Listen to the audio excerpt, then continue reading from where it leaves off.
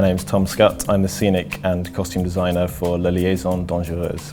The play is set in France in the early 1780s, so it's just before the French Revolution in 1789. And it focuses on two characters, the Marquise de Merteuil and the Vicomte de Valmont, and they are ex-lovers. The play basically follows their indulgences and excesses, which mainly focus around sexually exploiting the other people in their lives. I was keen to not over-design or embellish the production, so when it came to choosing colours and fabrics, it needed to be restrained, it needed to be cohesive and actually quite gentle, because the period can be quite verbose and quite abrasive. Really what you want from this production is to see straight into the hearts of those characters at the centre of the story.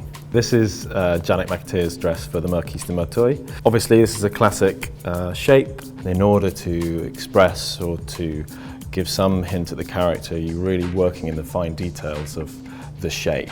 So on top of that, I wanted to slightly, as much as possible, especially with this character, to just pull apart the period a little bit, to just give a little bit of haute couture modernity. So for instance, things like the cuffs here, where you would mainly have sort of 1 or 2 layers, we have 6 or 7 layers here of netting and silk taffeta to just break up the silhouette slightly. Almost everything in the show is covered with a chiffon layer or a net layer over the top of the fabrics, so that it just has a slightly smoky, ghostly aura around it that really complements the candlelit production. For a costume like this is where I would start. I would collate a series of images, sometimes literal images, sometimes just colour ideas, sometimes paintings that evoke something about the character. And then that would progress to a sketch,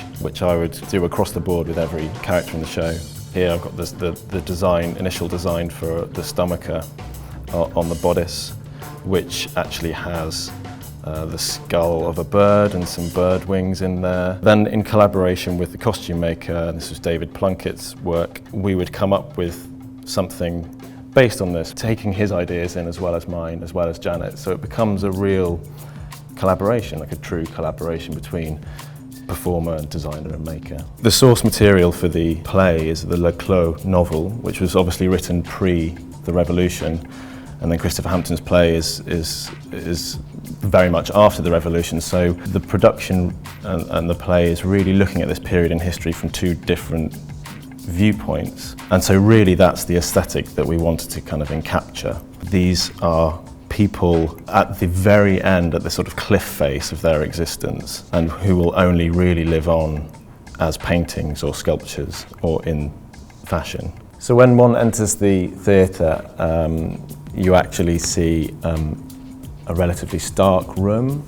There's obviously an old room in some state of renovation. There are fluorescent strip lights in the space, there are plastic sheets over the paintings, and then as the play starts, those lights fly out. A ghostly figure walks through a plastic sheeting in the doorway, which is the Marquise de Merteuil, and these chandeliers with live flame enter into the space from above, and we feel like we are journeying into a different time. There's a painting at the back of the space that dominates the first half of the play that is based on the Diana and Actaeon myth. In the second half of the play there is an enormous picture frame in the back of the space that replaces the painting that's there in the first half, and that really helps to focus the attention down and to make us realise that these characters are becoming the paintings in their own destiny.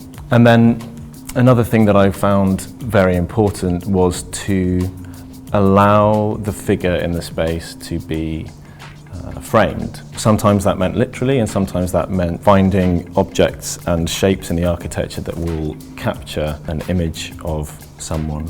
So the doorway is quite a strong rectangle, the painting itself is another rectangle, and actually the space is littered with rectangle after rectangle after rectangle. The thing that I love most about the play is the beauty of it. I think there is stark brutality in the hearts of some of these characters, And yet it all happens because of love. And I think in many ways we have tried to allow the audience to fall in love with the production, with atmospheric candlelight, with painterly images, with fabric and colour. And it should hopefully leave you in love with it.